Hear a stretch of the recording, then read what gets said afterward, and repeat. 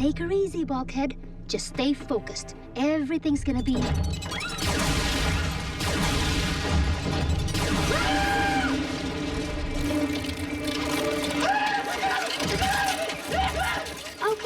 wish I hadn't seen that. Bulkhead, you're fine. It's just a bunch of cables. Oh, right. Cables.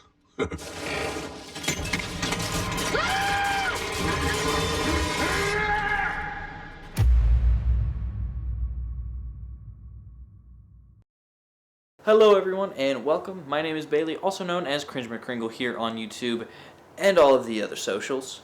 I hope you guys enjoyed last week's video about SS-86 Megatron. I know that I personally did, but I'm also biased because I make the videos. And as you can see, we are still here in Mom's house. Yeah. So, I did a 2-for-1 this time. So, recently, I've been talking a lot about movie character toys. And I thought that I would kind of break the cycle, and mind you, this is before SS-86 Megatron, but I thought I would just break the cycle and talk about a non-movie related toy today. And today's video is going to be actually about one of my favorite non-movie characters, because today we are going to be talking about Transformers Prime First Edition Takara Bulkhead. So, it's been well documented how much of a pain it was to get these First Edition figures. They made it in super, and I mean super limited quantities to the US, and the only places that got them in mass were places like Japan, Australia, and Canada, strangely enough. And that is a real shame because these characters were far superior to their normal RID counterparts. But let's talk about Bulkhead here, who is just a beastly dad-botted buddy who is simultaneously the most destructive and gentle Autobot of the cast in this series. Wrath, I'm the first one here, right? And that characterization comes across very well in robot mode on this toy. Oh man, were Voyager class figures awesome back in the day. This guy is big, especially when compared to a modern Voyager figure. I'm not exactly sure how I can describe the scale in this video, but it just feels correct. He's a big guy, and thus his figure should be big too, and it is. Here's my hand for reference. He does not fit comfortably in there like a lot of other modern figures do. Another thing that I am impressed with when talking about this figure is how they really were able to make him somewhat round and accurate to the show. To this day, this mold is still the most accurate version of Bulkhead, and the engineering to get him looking like this is crazy. Just a little side note when talking about accuracy, the coloring on this figure is actually less accurate despite it being the Takara version, which usually tend to be better in this era. Now this release of Bulkhead is a much more classy green color, but it still looks good all things considered, especially when we talk about paint hits. The face is painted perfectly. No, it's truly perfect.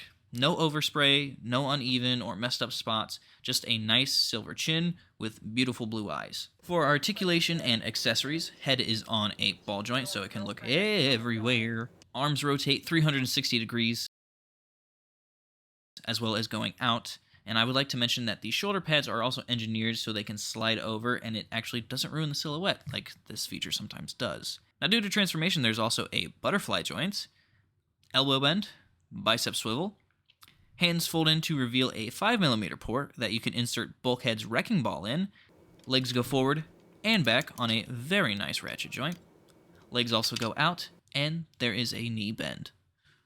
Overall, he's simple but poses well. The large footprint helps keep Bulkhead balanced despite skipping out a little bit on leg day, and the arm articulation is good enough to pull off some dynamic poses that look pretty great. Now that I have talked about robot mode long enough, let's move on to vehicle mode.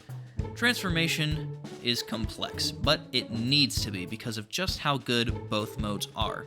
I will say that based off of my memory and just generally trying to figure it out on camera probably wasn't the smartest idea, but I did find myself enjoying it in the end despite not really knowing what I was doing. It all worked out in the end.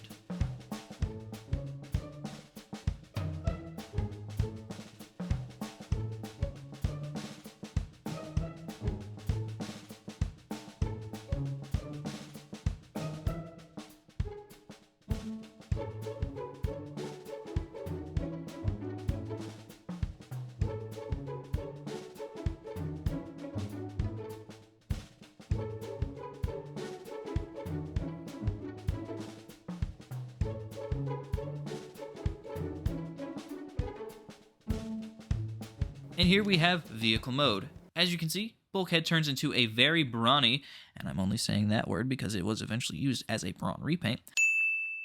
Bulkhead turns into a very brawny, muscular, and capable off-road SUV. While this mode isn't the most imaginative or interesting thing in the world, as it's a green brick for the most part, small molded-in details like the fender flares, tires, and the gas cap help add some depth into this sea of green. Painted details like the front grille, the headlights, roof racks, side steps, taillights, and the trunk bring in that little bit of pizzazz to bring everything together. Mostly everything in this mode tabs in nicely, except the rear portion of the vehicle because the forearms are spring-loaded and it kind of pushes it apart. Yeah, you can see what it's doing. Now, one cool feature of this vehicle mode is how the 5mm ports for the Wrecking Ball are now used as a pseudo-exhaust in this mode. And moving on to my final thoughts for this figure, he is great. Robot mode still stands as the best Bulkhead in any and every category. Accuracy, articulation, scaling, he's way better than the mainline RID release, and he is infinitely better than the Legacy version. Transformation is complex and fun and leads to a great vehicle mode with lots of nice little details. Out of all the first edition Transformer Prime figures, Bulkhead is probably tied for number 1 with Optimus. There really isn't any downsides to this figure except how much it's going to cost you to get him. But I would argue that that is 100% worth it, and if you love Bulkhead, I highly recommend that you pick this guy. He is awesome. I promise you're not going to be disappointed with this figure at all. So with that said, I'll see you guys next week, and bye.